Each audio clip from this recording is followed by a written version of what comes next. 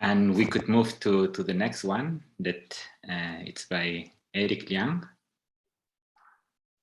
I'm starting to share the screen. Perfect. So Liang is a PhD student at the University of Oxford, if I'm not wrong, and he's working on the properties of molecular clouds in galaxies. And today we will learn about these giant molecular clouds in the lenticular galaxy NGC1387. Thank you everyone for coming, and thank you the organizers for this very nice event. The title of my talk is GMCs in the bulge of this lenticular galaxy NGC1387, and here are some of my collaborators. So this work is part of the Wisdom project. The full name is Millimeter Wave Interferometric Survey of Dark Object Masses. So a little bit into the history of this project, it was first proposed to measure the supermassive black hole in the center of galaxies using CO emission, because we believe the CO gas is regularly, if the CO gas is regularly rotating, then it can trace the potential well of the central supermassive black hole. So we have a couple of successful ALMA proposals, and after that we find the GMC themselves are very interesting as well.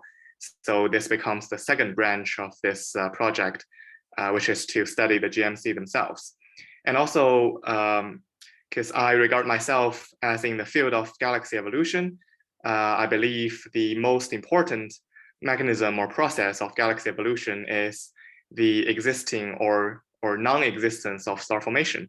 So molecular gas, especially denser molecular gas, are very key to the star formation or quenching of star formation. So this brings interest to the study of GMCs. What regulates GMC properties, and are these GMCs forming stars or not? So actually in this field, there are not many galaxies studied outside the local group. So as you can see in the title, this is still a case study in one of the targets. First, I will give a brief overview of this galaxy. It is located in the Fornax cluster, so the distance is about 20 megaparsec. So it's still quite nearby, although it has been extended beyond the local group with the great capability of ALMA. We finally moved outside the local group for this GMC type of studies. And this galaxy is classified as an S0 galaxy. And S0 is part of the early type galaxies. You can see the optical image here. It has a very smooth outer stellar halo and a very bright central bulge. It may have a weak bar here, although it might not be perfectly visualized to naked eyes, but there is a weak bar.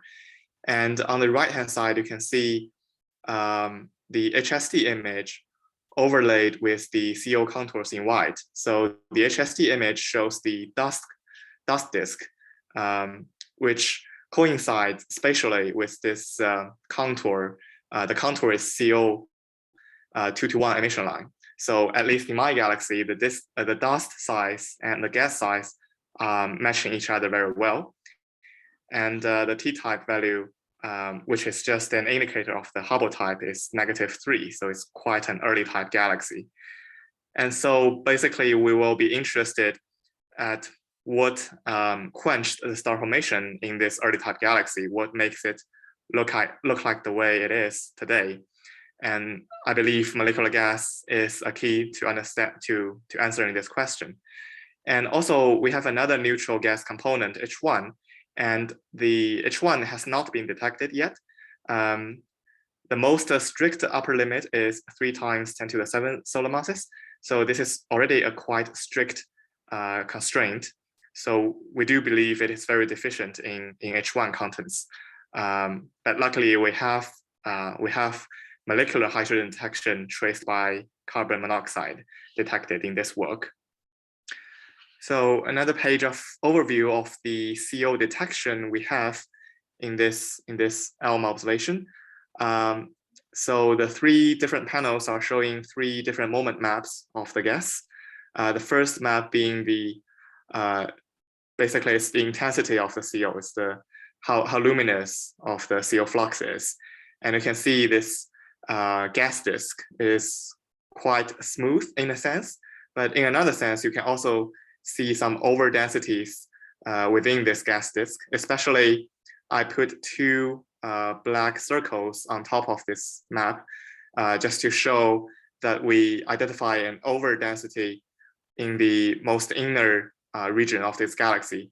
So basically, we based on this visual inspection, we divide this galaxy into the inner region, the intermediate region, and the outer region, just for a convenient comparison of the GMC properties later.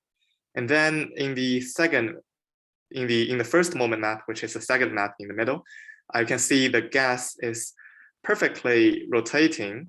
So this velocity map is the best velocity map you could expect for a regularly rotating gas disk.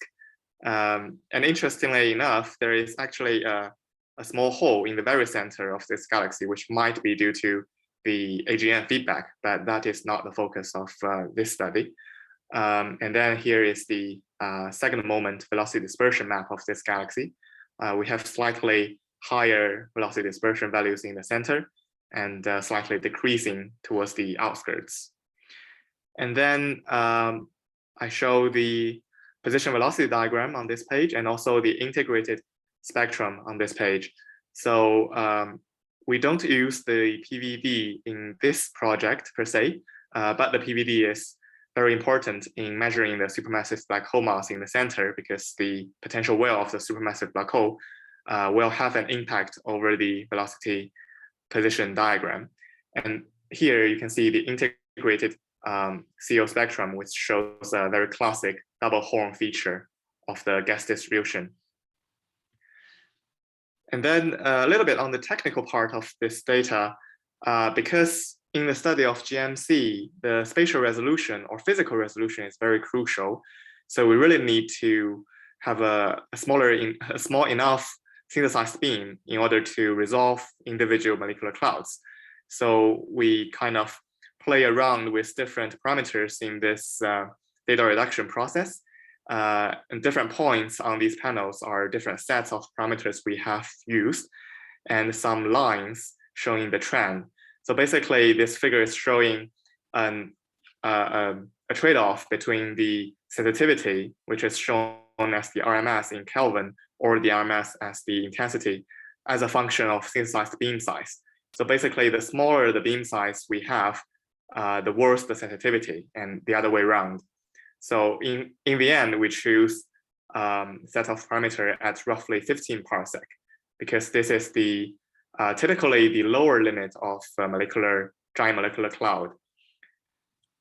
And then we move on to the identification of individual clouds. So we identify clouds in the 3D data cube, and then we show the identified clouds on this 2D moment zero map. You can see all the dark blue circles show the resolved clouds.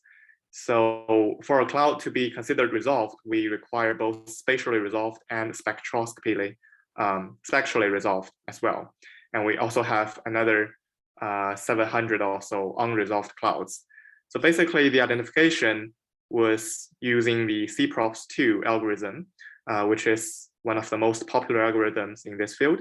And basically, it identifies local maxima, and then it had some additional criteria for how compact a local maximum has to be, and also for how outstanding a local maximum has to be over the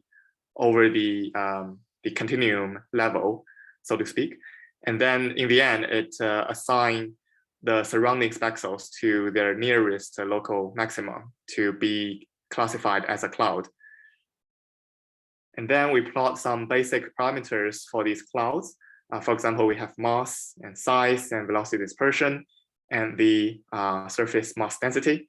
And we identify some very steep radial gradient in the insets of these panels. We can see the parameters are decreasing very rapidly towards the outskirts of the galaxy. And the physical reason for this, we are still exploring. This is quite unique in these GMC studies. But I will skip this part for now.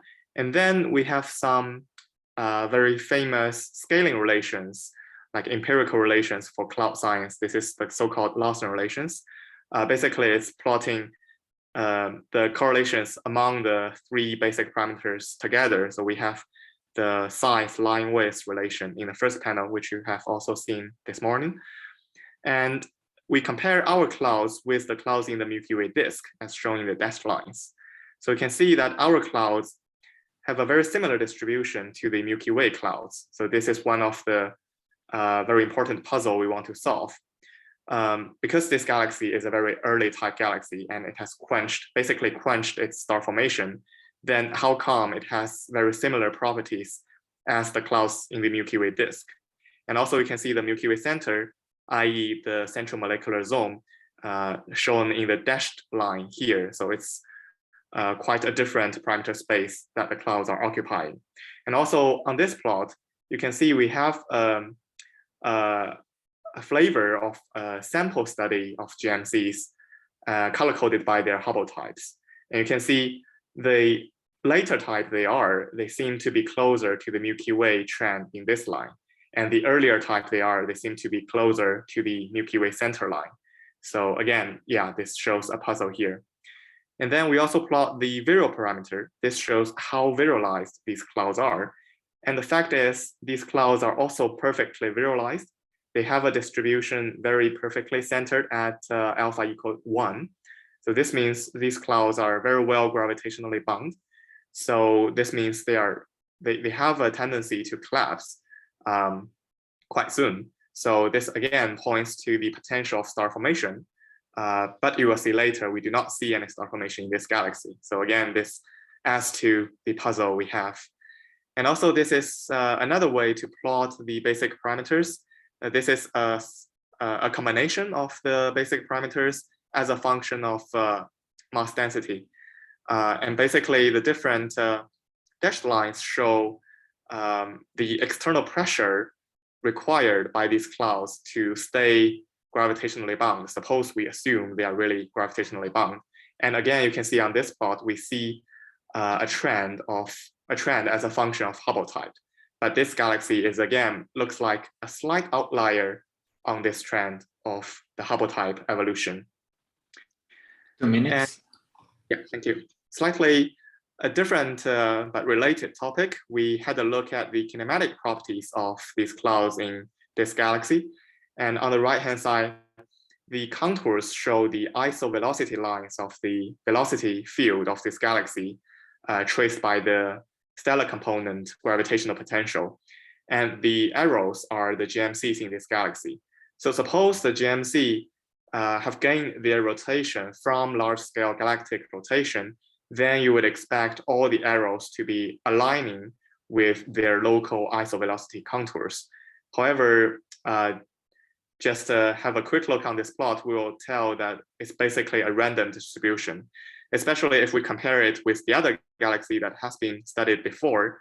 In this another galaxy, NGC1387, you can see the arrows indeed align with the isovelocity contours quite well. So this already shows us different properties of GMCs in different galaxies. And this is just another way to show it. We do not see the clouds distributing along this one-to-one line or along this one-to-one line on the right-hand side panel showing the, one of them showing the omega, this is the angular velocity, and the other one showing the modeled rotation angle. So again, we do not see the clouds in this galaxy coupling with the galactic rotation. However, we have identified a small subset of these clouds. They seem to follow the large-scale galactic rotation a little bit better than the whole sample. So this is the inner large clouds. That seems to distribute closer to this one-on-one relation. So this might be something we can investigate further. And then we also was wondering if the cloud collision is very important, because we calculated the tumor parameter of this galaxy, and we find the tumor parameter shows the gravitational instability is actually very important on the outskirts. However, we do not have enough spatial resolution to test this model, because our resolution is above the model prediction. And the last slide of this, I'm showing the star formation activity in this galaxy.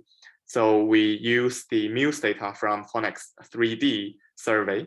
And it seems that on the left-hand side, the star formation rate versus stellar mass diagram, this galaxy is very low. It's very far from the star forming main sequence. But on the right-hand side, this is showing the depletion time in gigayear, or in other words, this is showing the star formation efficiency. And then the efficiency of this galaxy shown by this cross, this hollow cross.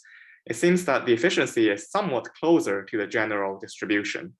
But again, there's some uncertainty due to AGN contribution or liner contribution, so we are not 100% sure about this measurement itself. Then due to time limit, I go to my summary slide. So basically, we identified several hundred of resolved giant molecular clouds in this galaxy traced by CO emission at 15 parsec resolution. And we plot several of these basic parameters, for example, the Lawson scaling relations of this galaxy. And then we find them to be very similar as the Milky Way disk clouds. And also the same thing is shown by the virial parameter of these clouds. And they seem to have a tendency of star formation, but we do not observe a very high star formation rate.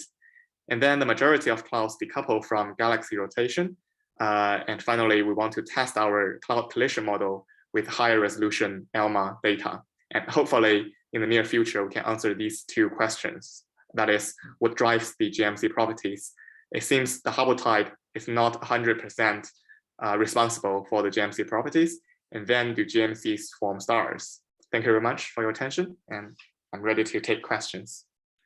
Thank you so much. So I have lots of questions, but I will shut up and I will let the people who wrote in the chat go first. Yeah, there are several questions also from the chat.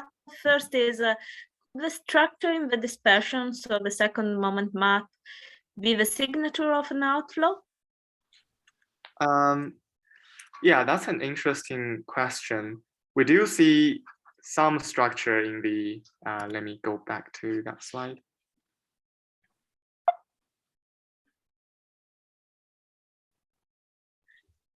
Yeah, on this page. Yeah, on this page. Yeah, that's a quite interesting question to ask for us. So we have had a look at the continuum emission in the CO data, but the continuum emission is very well within the center beam. So there's nothing showing up as an outflow signature in the continuum emission. But here in the line emission, there seems to be some structure in the moment 2 map, but I would be more conservative. I would look for more evidence before I claim there is some strong evidence of an outflow. But suppose there is, it will be quite interesting regarding the star formation. Maybe there might be a discussion about this on the Slack channel. Next question is, what's the reason for the non-detection of the H1 gas while molecular gas is detected? Yeah, that's a very important question that we don't know the answer to. Basically, we just search through the literature, and the upper constraint is from the ATCA array in Australia, I remember. And also it's observed with high pass, but it's not detected in high pass. So we are also very curious to know what caused the deficiency in H1 gas. Yeah, the short answer is I don't know. Yeah. Okay, if we still have time for one more. Let's take one more question. Yeah. Does the tumor factor include the stellar component? No, it does not. There are a couple of reasons. First, this was just a quick rough look at the tumor parameter. So we believe, suppose we add in the stellar component, it will only lower the tumor parameter. So it will add to this gravitational instability because the tumor parameter adds like parallel resistors in electronics, right? So it will only lower the tumor parameter to make the disk even more unstable. And the second reason is that the tumor parameter is defined and derived in a way that the content is only distributed in the disk. However, the stellar component in this galaxy, we believe, is distributed in ellipsoidal. It's a 3D distribution. So we might need some modification to the definition of the tumor parameter before we add in this stellar component. And I guess I will be able to answer the rest of the questions on Slack. Yeah, so Yes. there are lots of questions. I will also post some of them from my side. So thanks a lot for the talk. Thank you very much. And we can go to